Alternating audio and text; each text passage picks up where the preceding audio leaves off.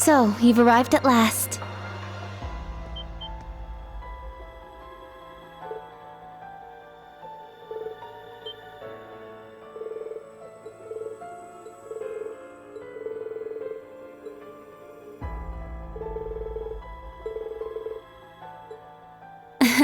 Yes, it's good to see you all again. Please, come in. They're waiting for you just over there.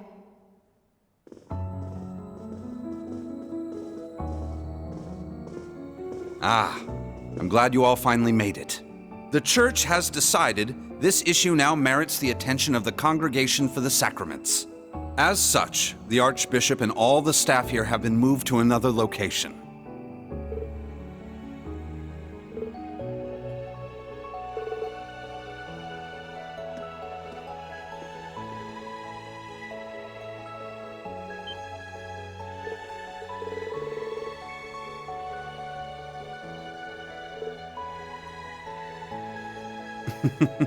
Thank you for all your diligence, Rosine.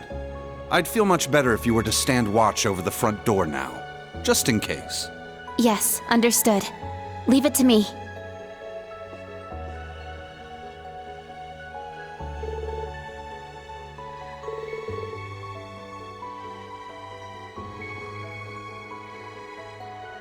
Let me introduce you.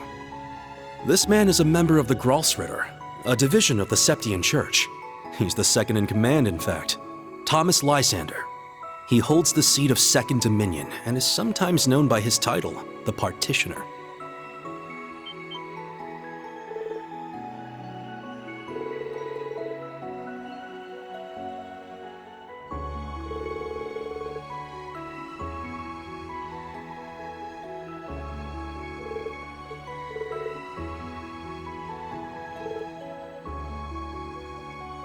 Now allow me to introduce you.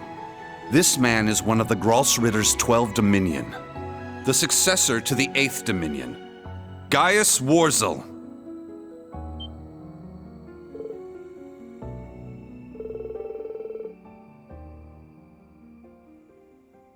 Yeah, a lot happened all at once.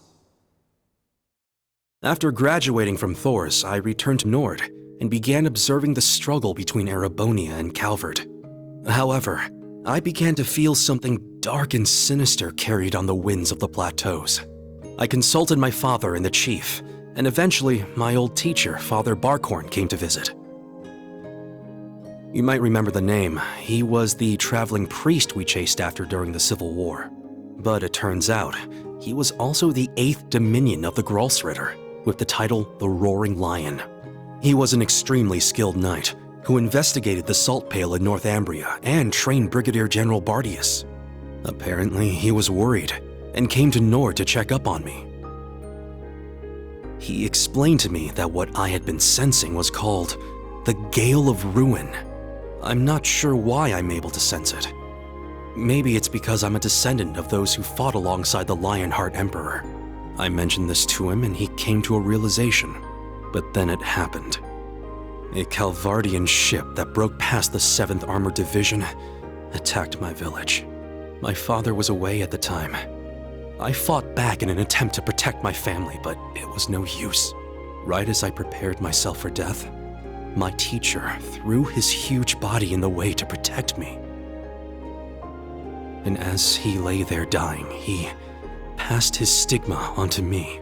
Across the nearly 1,000-year history of the Gralsritter, its highest-ranking members have each borne one of 12 sacred markings. This was one of those markings.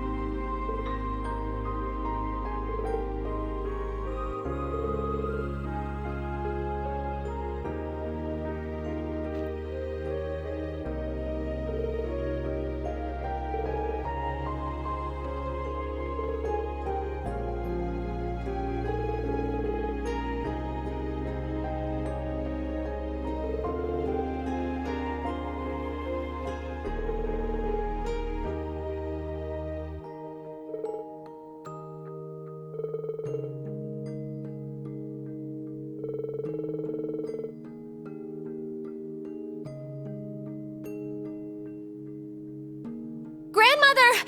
Stop hiding! Come out already! You're the one who called us here in the first place, aren't you?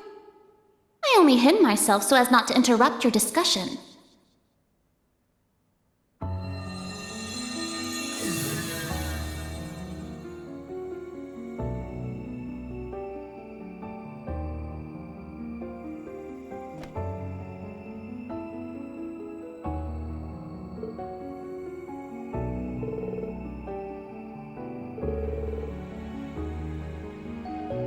Indeed. But you may simply call me Rose. I had you all gather here for one reason. To explain to you the background between the Hexen clan and the church.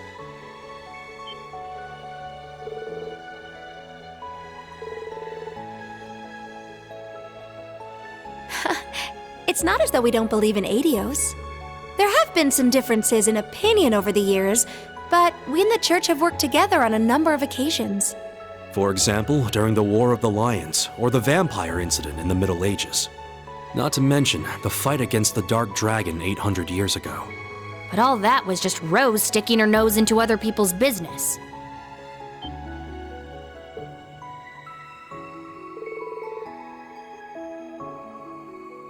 Legend has it, Emperor Dreikel's camp was once visited by a good witch.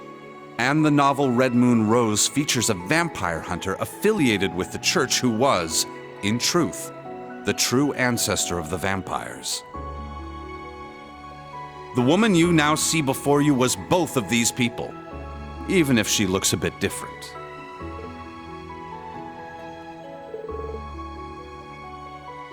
Hmm, 800 or so. However, you should know that my situation is somewhat unique. All other witches are normal humans. Except, of course, for the fact that they are all descendants of those who once guarded the Septarian of Fire.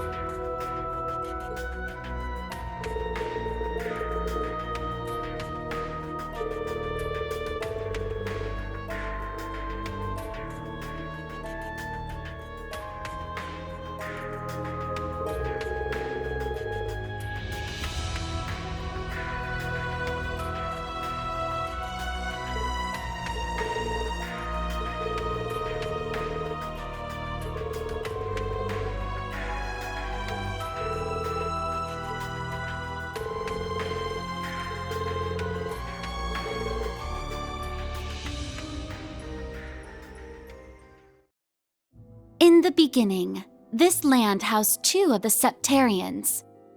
The Arc Rouge, Septarian of fire and wielder of fierce power.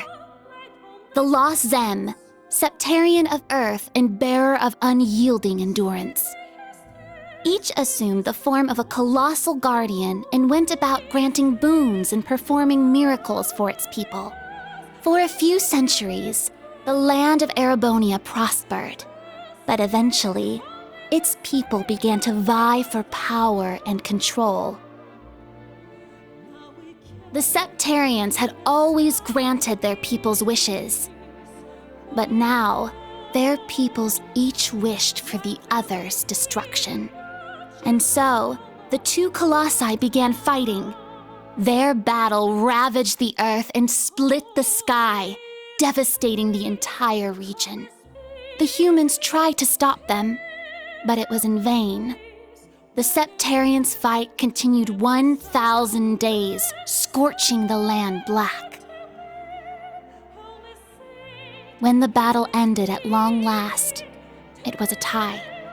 Exhausting their power in one final strike, the two Septarians were blown away, left as nothing but empty shells. Yet the tale did not end there. The power expelled by each Septarian collided and became one, resulting in the creation of an entirely new entity. The Great One, the Septarian of Steel. It was an existence created from the union of fire and earth. It was beyond anything else in this realm. It was the ultimate source of power. Though things seemed fine at first, the survivors of the war soon realized the eternal conflict within it. They knew this conflict would cause it to grow ever more unstable, and that it was not something that could be handled by mankind. With the Holy Beast's assistance, the kins of fire and earth joined together to see the Great One sealed away. However, each of their attempts ended in failure. Left with no other options, they resorted to their final plan. The Great One would remain whole in the higher plane, yet its physical incarnation in this world split into numerous shards. It was this final gambit that saw disaster averted. Indeed, their combined efforts bore fruit. The Kin of Earth created 7 vessels, while the Kin of Fire split the Great One's power and infused each vessel with a part of it. 7 dolls in the form of knights, each bearing the Great One's power, the Divine Knights.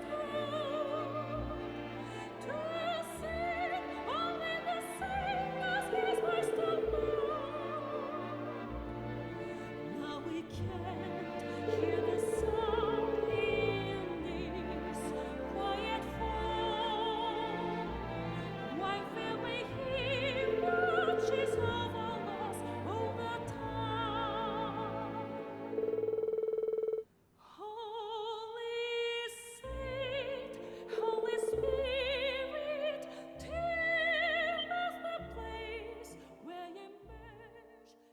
900 years ago, Heimdall was a small city of only about 50,000 people. However, it was one of the burgeoning centers of culture for the region.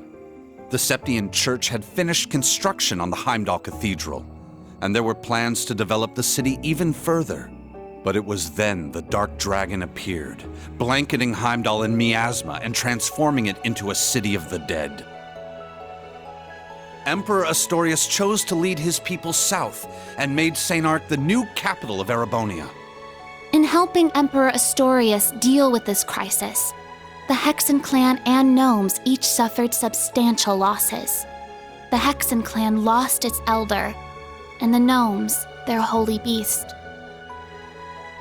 And so ended their alliance.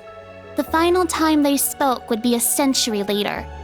It was when Emperor Hector awakened the Vermilion Knight to reclaim Heimdall from the Dark Dragon.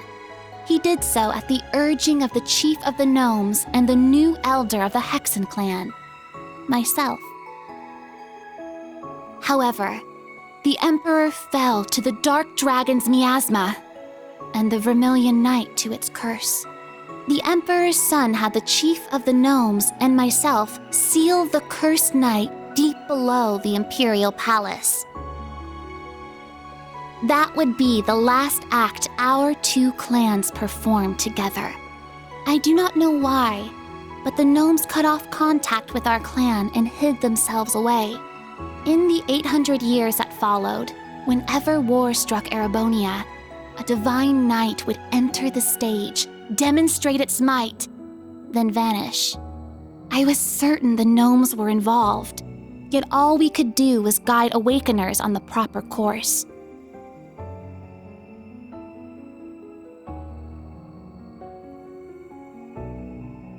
This unending pattern reached its most fevered peak 250 years ago during the War of the Lions. The false Emperor Orthros unearthed the cursed Vermilion Knight, and a mercenary under Prince Lucius' employ awakened the Palatinate Knight.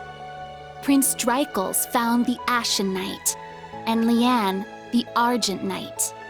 The four awakened at once, made for a grand war indeed.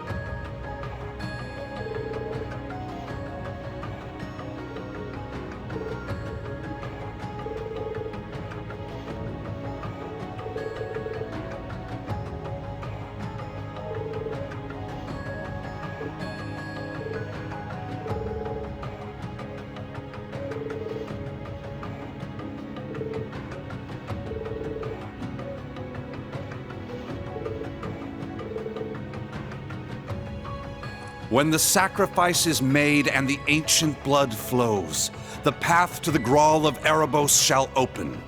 When the tainted holy beast is pierced by the blade of World's End, and its blood fills the Grawl, the great twilight shall fall upon the land.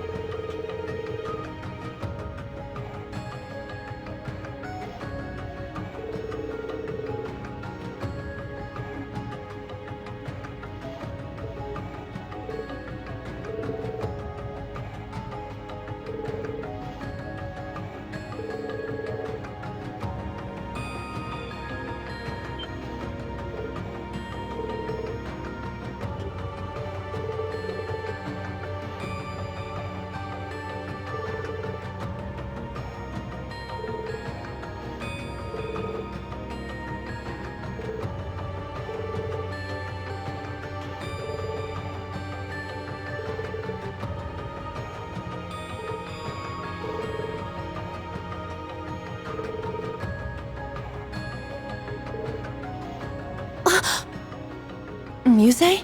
Is something the matter? Oh? You realize something? Right now, we need any straw we can grasp at. Anything at all could help, no matter how small. Yes, you're right. That term. Originator Zero. Could that be OZ, perhaps? That's what the Black Workshop called Millium and Altina. They're model numbers. OZ. What are you talking about?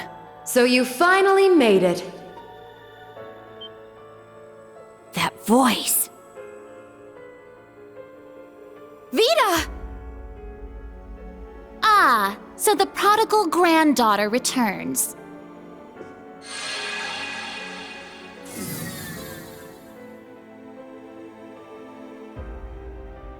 Misty, Vita! I heard you had been acting on your own. Nice to see you again, Grandmother. Emma, Celine, and Class 7, too. And thank you for mediating, Mr. Lysander. Oh, don't even mention it. It always breaks my heart to see a family torn apart so. Vita! Why? You really don't plan on ever coming back, do you? That's correct. As I said before, my allegiance will forever lie with the Grandmaster. I can't return to you and Grandmother. I can never go back to the way I used to be, just like the Steel Maiden. Seriously, who even is this Grandmaster person? I have no clue. But it is clear she is quite taken with them. So do tell, Vita. If you have not decided to return to us, why show yourself now? Has Ouroboros finally decided upon its course of action? Yes. After our experiments with the 3 ions, the 6 other Anguis came to a unanimous decision. They decided to ignore my warning. They will work with the Chancellor and the Gnomes to bring about the Great Twilight, completing the Phantasmal Blaze plan. That's... So that's how it is. The reason Ouroboros was so quiet the past month wasn't because they left Erebonia. It was to carry out their plan, and determine whether they should work alongside enemies and traitors. How can that be? If that were the case, it means... They're all our enemies? Is this? It's not the cathedral's bell. Huh? I think I recognize it from Crossbell. You do? Yeah, I'm sure of it. I remember hearing it right before the incidents in Crossbell, when we were still independent. Oh! The one from the museum! The bell from Stargazer's tower? But the sound's coming from a different direction than the museum. The Phantasmal Blaze Plan. What a fitting name. I wonder how much of this she foresaw. That is quite enough mumbling to yourself. If you know what is going on, show us! It'll be a bit tough without Grianos. I'll need your help, Grandmother. Emma, Celine, you too. Yes!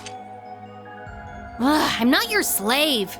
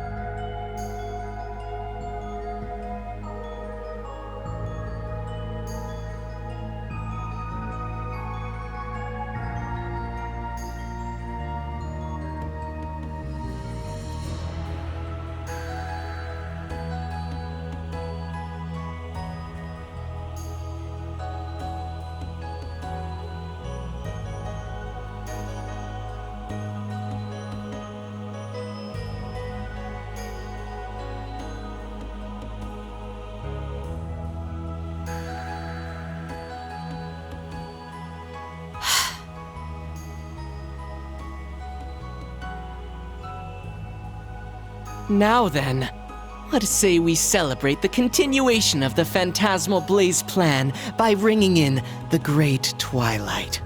I, Enforcer number 0, the Fool, shall play the opening note.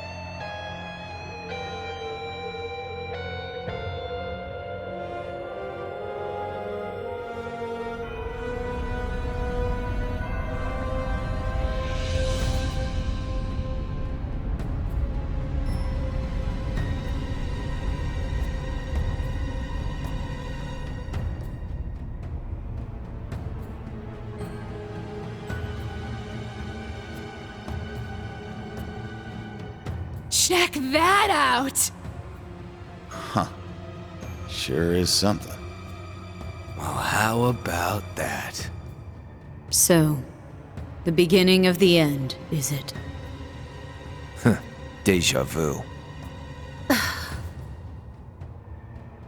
The Grawl of Erebos. Just as the Black Records foretold.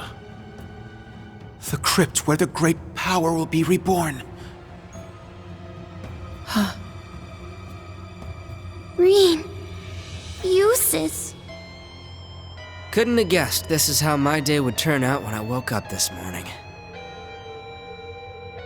Let us begin. It is time. Chief of the Gnomes and head of the workshop, show me the way, Black Alberic.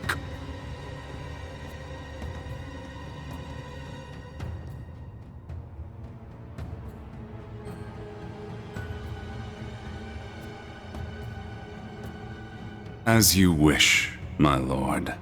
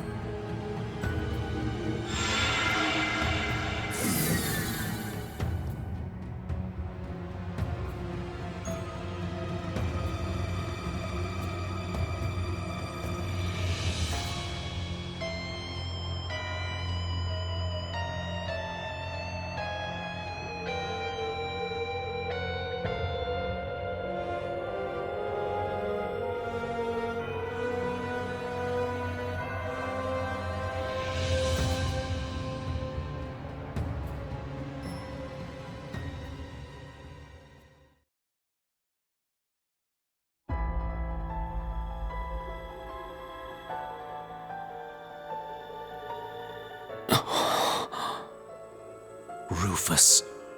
Millium. Was that... Allie? Yes. But why? Boss, Zeno, and Leo. Azure Siegfried. And that guy in the lab coat, isn't that... The Blazing Demon and the Fool were there as well. So that's the maiden. Why?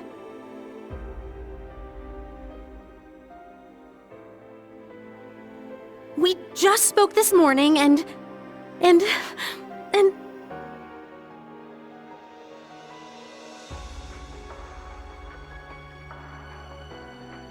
What's going on?! Lisa. That man's name was Lumen or something like that, right? His hair looked different. Franz Lumen, the first disciple of G. Schmidt, and the deceased husband of the Reinford Group's chairman, also known as Franz Reinford. Ah, so he has been lurking in the shadows these past 20 years. Yes. Perhaps for the sake of working with the Chancellor, to engineer this very moment. Elisa! Snap out of it! Now's not the time! As a bracer, I can't just sit here and let them pull off whatever that Twilight crap is they're planning. How about all of you? She's right. We can't stop here. We gathered together to do whatever we could to help. Our goal remains unchanged. Yep, true. Elisa, let's go. Yeah. Well, Vita, what will you do now? Well, I'd like to charge in there alongside the rest of you, mostly out of spite. Unfortunately, I suspect things won't be quite that easy. What do you... Something's... There's a turbulent swirl in the mana. Was that? I believe so. Father Thomas, Father Gaius, cryptids and magic knights have appeared all over the city.